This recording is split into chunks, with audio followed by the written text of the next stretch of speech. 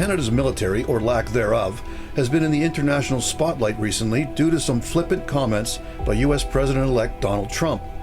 Along with threatening the use of military force against the sovereign states of Panama and Denmark, Trump continues to float the notion of him somehow annexing Canada into becoming America's 51st state through economic pressure.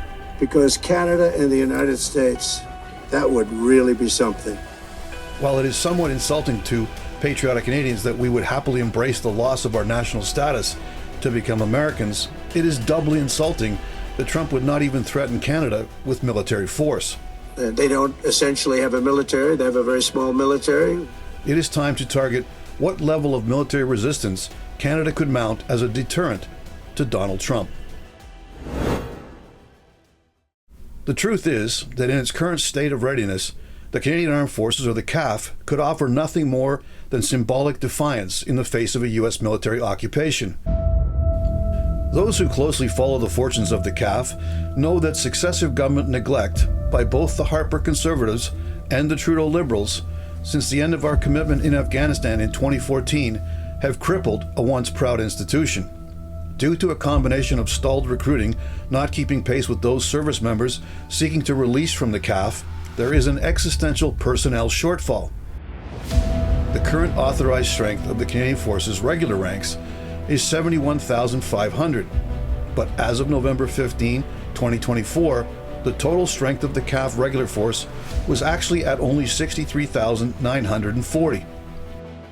According to Defense Department statistics, there is no shortage of Canadians willing to enlist in the CAF.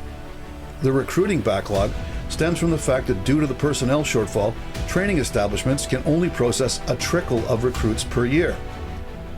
With all three branches of the CAF already failing to meet their operational objectives, this conundrum will only be exacerbated in the months to come. Sure, the CAF can streamline the background security checks on would-be recruits to get them into the training pipeline on an expedited basis.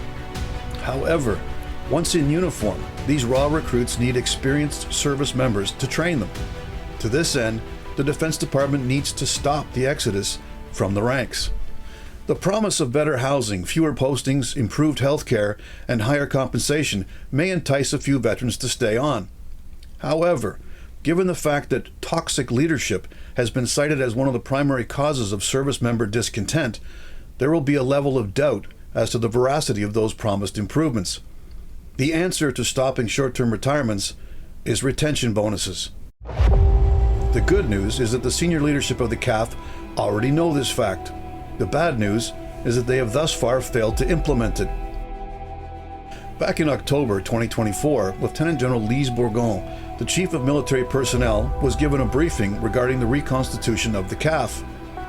Under the heading, Additional Resources Sought, is the recommendation to bring in retention bonus specific occupations.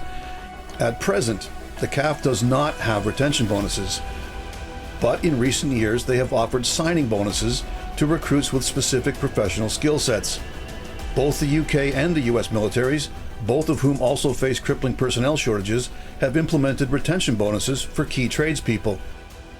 The British offer between $54,000 for aircraft engineers to re-enlist for a minimum of 3 years, to a $14,000 bonus for an infantry private wishing to re-enlist for that same time frame.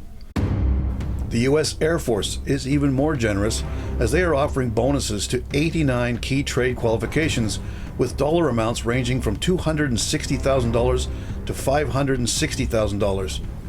For those who might think such bonuses seem exorbitant, it should be remembered that there are large costs associated with the training of military personnel.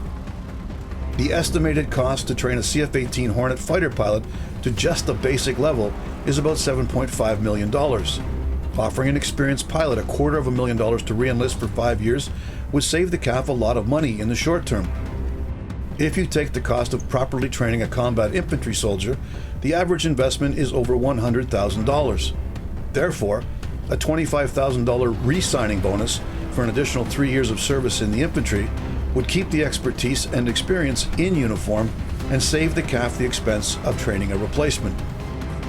Another key point to remember is that those trained personnel in these combat trades have already proven themselves capable of the task.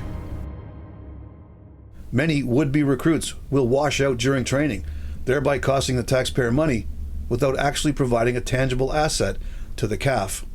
A bird in the hand is worth two in the bush, as the old saying goes. Sometimes a fat retention bonus is the wiser investment. This has been On Target. I'm Scott Taylor.